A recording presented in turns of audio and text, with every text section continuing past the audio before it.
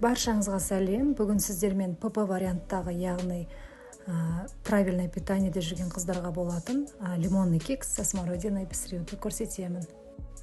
Ең алдымен жұмыртқамыз бен қантты жақсылап көпіргенше миксерлеп аламыз. Жақсы масса пайда болғаннан кейін пышный үстіне лимонды теркадан өткізіп, лимонның сыртқы қабығын, яғни цедрасын қосамыз. Он мен разрыхлительді біріктіріп, массамыздың үстіне қосып, жақсылап араластырамыз. Достар, каналға тіркелуді ұмытпаңыздар. Бұдан да басқа жақсы рецептерді таба аласыздар. Және де лайк басып, қоңырау белгісін басуды ұмытпаңыздар.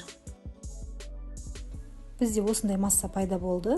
Массамыз толық біркелкі болу үшін миксермен аз ғана 1-2 рет араластырып аламыз. Және де пісіретін формамызды осылай сливочный маймен алдын ала майлап алдым.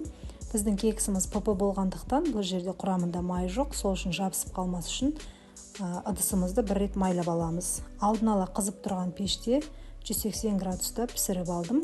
20-25 минутта пісті. Бетін әсемдеу үшін қарақат қолдандым. Менде замороженный, яғни қатырылған қарақат. Бетіне 30 грамды осылай әдемілеп тізіп шықтым. Міне достар, біздің кекс дайын болды. Өте жұмсақ әрі жеңіл. Диета ұстап жүрген кісілер ойланбай жей беруге болады. Құрамында ешқандай май жоқ. Жеңіл кекс болып шықты. Менің рецептіме жасап көріңіздер. Сіздермен болған Гүлназ. Ас болсын.